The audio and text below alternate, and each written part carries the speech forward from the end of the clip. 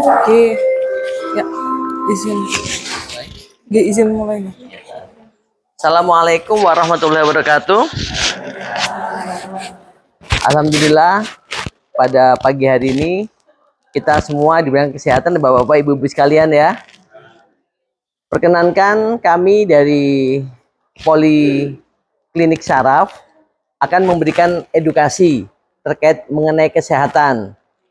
Semuanya tidak lain tidak bukan adalah untuk lebih bapak-bapak dan ibu-ibu sekalian bisa mengetahui bagaimana penyakit yang ada di saraf. Mungkin nun sewu bapak dan ibu sekalian tidak terkena penyakit yang nanti akan dijelaskan, yaitu namanya CTS.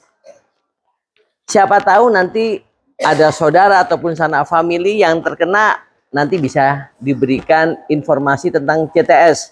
Sebelum dijelaskan panjang lebar, nun sewu, CTS itu kepanjangannya Carpal Tunnel Syndrome ya bapak-bapak ibu sekalian. Mungkin ada dari bapak-bapak ibu sekalian yang terkena CTS. Itu terutama di tangan bu, tangan ya, tangan. Biasanya kebas, kesemutan ya, ataupun geringgingan, ataupun rasa tidak nyaman. Oleh karena itu, izinkan kepada kami, nanti akan disampaikan oleh Dokter Kansa, terus Dokter Ulia sama Dokter Munah ya. Untuk lebih jelasnya, untuk mempersingkat waktu, kami persilakan kepada Dokter Kansa untuk menjelaskannya. Monggo. Iya.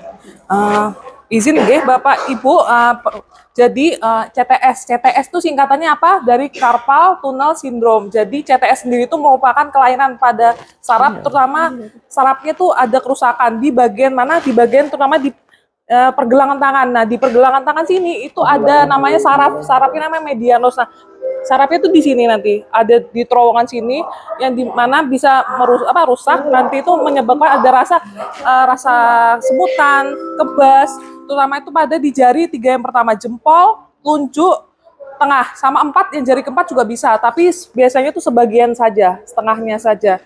Nanti itu rasa sakitnya itu bisa menjalar Bapak Ibu. Jadi selain kesemutan, kebas itu bisa kalau lama-kelamaan dibiarin aja, nggak diberikan penanganan, Bapak Ibu nggak kontrol atau ke dokter, itu bisa menjalar sampai ke bahu. Yang dimana nanti lama-lama tangannya itu tidak bisa berfungsi dengan baik. Jadi kenapa sih harus tahu CTS sendiri? CTS ini Carpal Tunnel Syndrome ini sering terjadi pada masyarakat, terutama yang sering menggunakan tangan untuk bekerja sehari-hari, misalnya pada yang pekerja kantoran kan sering ngetik tuh, tangannya dipakai terus. Itu lama-lama juga kalau misalnya dia nggak bisa mengatur untuk melatih tangannya untuk olahraga atau mengistirahatkannya sering terus-menerus ngetik, nanti lama-lama bisa jadi CTS. Intinya gerakan berulang pada tangan tuh juga bisa menyebabkan CTS itu sendiri. Terus dari angka kejadian CTS sendiri, Carpal Tunnel Syndrome itu memang di Magelang sendiri tidak spesifik, tapi yang kontrol ke poli saraf kebanyakan biasanya CTS gitu. Terus kalau dari data populasi umumnya sih umumnya tuh 1% sampai 5% tuh yang kena CTS-nya.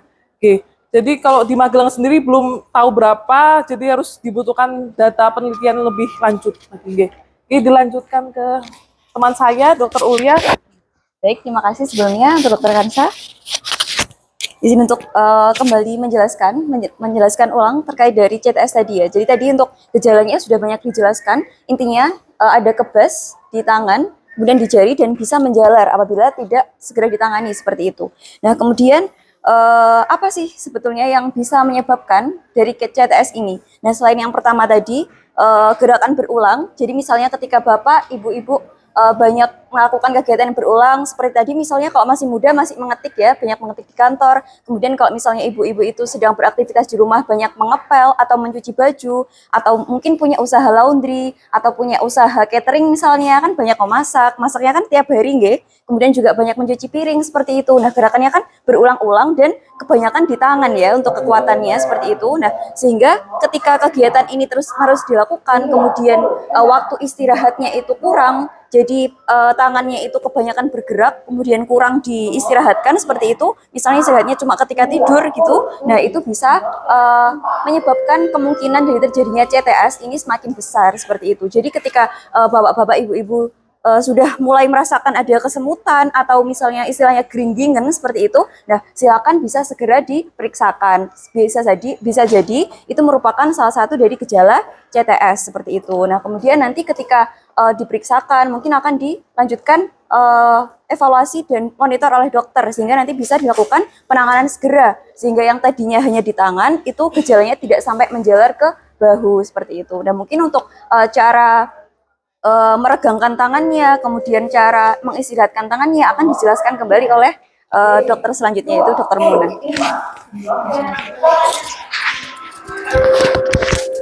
Ya, silakan Ibu.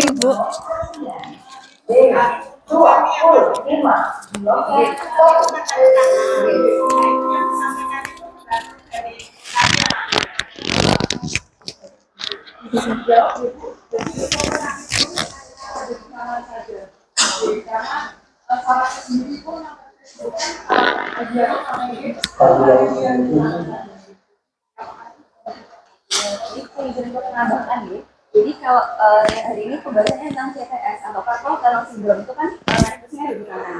Tapi sebetulnya di kaki itu juga kemungkinannya bisa juga karena di kaki kan juga ada syaraf. Nah, itu ada yang namanya tarsal tunnel syndrome atau TTS. Jadi kalau di tangan kan namanya CTSG atau carpal tunnel syndrome. Tapi kalau di kaki ketika gerakan repetitif atau kegiatan berulangnya itu ada di kaki atau bagian besar dengan kaki seperti itu. Jadi ketika ibu atau bapak mengalami kebas, kesemutan tapi tidak di tangan tapi di kaki juga bisa segera diperiksakan karena kemungkinan ada TTS tadi atau tarsal tunnel syndrome. Baik, terima kasih buat pertanyaannya. Saya izin lanjutkan terkait apabila sudah merasakan keluhan-keluhan yang disampaikan oleh teman-teman saya tadi, terus selanjutnya apa yang harus Bapak Ibu sebaiknya lakukan? Yang pertama adalah karena faktor paling besar yang mempengaruhi adalah gerakan berulang kali. Jadi Bapak Ibu misal melakukan aktivitas yang menggunakan tangan dengan gerakan berulang kali, sebaiknya di sela-sela pekerjaan atau aktivitasnya bisa diselingi dengan peregangan atau stretching. Jadi biar nggak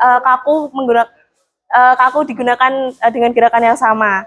Terus misal pada malam hari nanti bisa dibantu penggunaan deker. Jadi nanti dekernya gunanya untuk menahan tangannya supaya tidak melakukan banyak gerakan. Biasanya digunakan malam hari. Nanti ada deker untuk khusus tangan. Terus selanjutnya apabila Bapak Ibu sudah merasa, wah ini sangat sudah mengganggu aktivitas, kok nyeri sekali, kok kesemutannya sering kali timbul, salah satu pengobatannya, penanggulangannya adalah datang ke polisyaraf. Jadi harus mengenali dulu untuk gejalanya terlebih dahulu, lalu datang ke polisyaraf. Salah satunya adalah dengan penyuntikan di daerah yang sakit. Biasanya disuntik oleh dokter Soleh mungkin di daerah yang sakit. Itu gunanya untuk mengurangi rasa nyeri dan peradangan. Jadi nanti nyerinya bisa berkurang. Untuk lain mungkin ada beberapa kondisi yang misal Bapak Ibu ada komorbid atau penyakit bawaan, mungkin untuk sakitnya lebih serius nanti dilakukan untuk misal bisa pembedahan. Nah, untuk edukasinya yang pertama tadi ya, jadi harus mengenali dari gejalanya. Biasanya seringkali untuk penyakit ini tuh menyerang pada ibu-ibu yang sudah menopause. Karena ibu-ibu kan lebih banyak melakukan aktivitas rumah tangga, jadinya lebih sering kali terkena. Nah, nanti apabila sudah mengenali gejalanya, bisa langsung dikonsultasikan ke dokter yang memang kompeten, misalnya contohnya di syaraf. Selanjutnya nanti bisa dibantu peregangan. Jadi peregangannya sederhana aja Bu, dilakukan di pergelangan tangan, boleh diikuti mungkin, jadi diragakan gini aja. Jadi di sela-sela pekerjaan kok kayaknya udah mulai ngerasa capek, nyeri atau kesemutan, jadi dihitung 8 hitungan, terus nanti diganti seperti ini. Dilakukan pada tangan kanan dan tangan kiri. Mungkin untuk edukasinya sekian. Ada lagi Bapak Ibu yang ingin bertanya, atau yang ingin ditanyakan? Monggo, Bu. Ibu. Ada yang ingin bertanya, Bapak Ibu? Bu itu. Oh, Bapak. Iya. Jadi,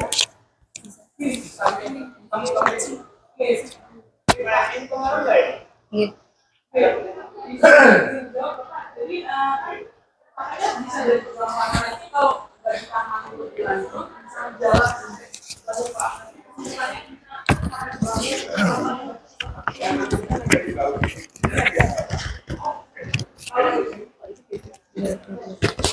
Baik, izin membantu menjawab, ya. Jadi kalau misal sakitnya dirasakan di bahu, tapi tidak dimulai dari telapak tangan, itu berbeda dengan CTSD. Itu mungkin lebih ke bahunya saja. Jadi untuk CTS memang bisa menjalar ke bahu, tapi awal mulanya di pergelangan tangan. Jadi nyeri di pergelangan tangan sini. Jadi misal diketuk sini tuh nyerinya seperti kesetrum, menjalar ke jari-jari dan ke bagian tangan. Nonton ya Pak? Iya. Oke, dari pergelangan tangan. Oke, beda sih mungkin. Iya. Iya. Iya. Iya, dari bawah ke atas. Jadi mungkin untuk lebih lanjutnya, supaya bisa tahu itu apa, silakan nanti bisa konsul terlebih dahulu ke yang lebih berkompeten seperti itu Bapak. Karena nanti perlu dilakukan pemeriksaan di bahunya seperti itu. Apakah ini dari syarafnya atau mungkin dari ototnya atau dari tulangnya seperti itu. Oke. Oke. Oke, silakan Ibu.